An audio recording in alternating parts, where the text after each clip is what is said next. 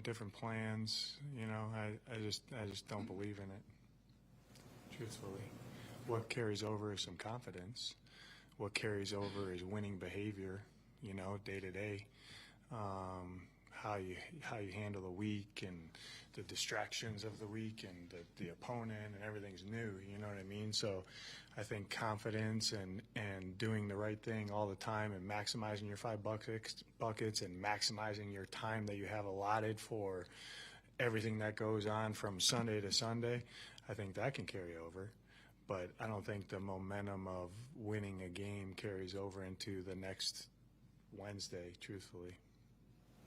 What does the offensive line need to do to carry over last week's performance against a really, really good front this week? Yeah, it's a really good front. Really good front. We'll, just keep improving. Each guy, Clayton and Cookie, do a great job with those guys. And again, it's one of those deals like, hey, we want to improve this from the first 2 weeks, or from week 1 to week 2, or week 2 to week 3. But then, oh, by the way, you have another opponent. You know what I mean? So it's a different opponent.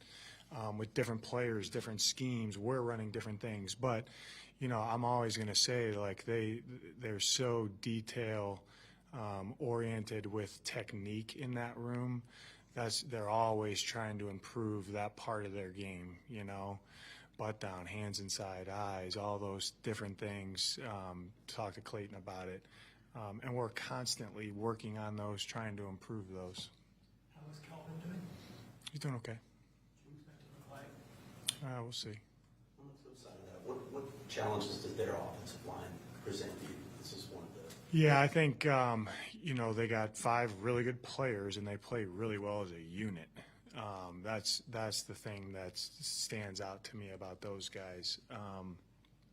And then they're in a diverse scheme, which allows those guys to do some different things. And you got to play them honest, because if you start selling out to play a certain run, they hit you with another run, it's not great. You know what I mean? So you got to play straight up, good technique, pad under pad. We got to have our feet right, our hands right. We got to do a good job. Any concern with Xavier Thomas this week? No, he's back today. Had a personal deal yesterday. It's kind of off topic a little bit, but after Mark got drafted, you said you wanted to pump the brakes on his extra work just a little bit, so he didn't wear himself out. Now that we're getting kind of in the routine of the regular season, how have you seen him kind of adjust his extra work? Yeah, he's doing a good job. All those receivers do. All of our guys do. But I think he's starting to figure out his routine of a game week. You know what I mean? How much extra does he put? What kind of extra time does he put in this bucket, and this bucket, and this bucket? And I think he's starting to figure that out a little bit. And it takes time. You know what I mean? It takes time. And once you kind of hit that sweet spot, that's why I'm so big on consistency.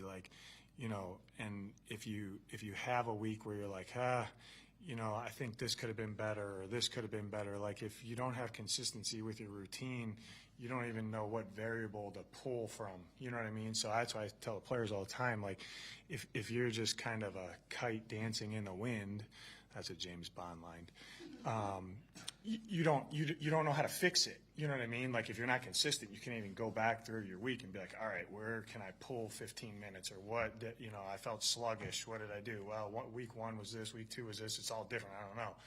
Or I didn't feel like I knew as much about the corner that I was playing. Okay, well, if you studied for 4 hours the first week, 2 hours for the next week, like, where, you know what I mean? So you kind of want to have your week be consistent, so then when you want to change something for the betterment of yourself, you know where to kind of tweak it, So, and our guys do a good job of that.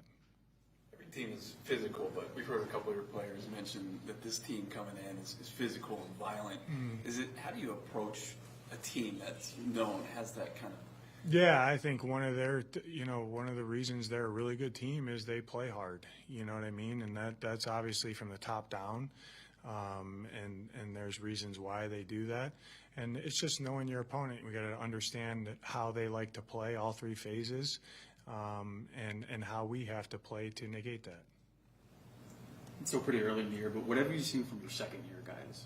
Awesome. I think they've made some jumps. Off the top, I'm not going to rattle all of them, Donnie, but I would say this: all of them that played a lot of snaps last year, or second year guys, I'm talking now this year, they had a very intentful plan of what they wanted to improve on in the offseason, and they've worked on that through the offseason and training camp, and I really think that it's starting to show up in games, which is that's kind of the barometer for me. So that's cool because I think they've all elevated their games.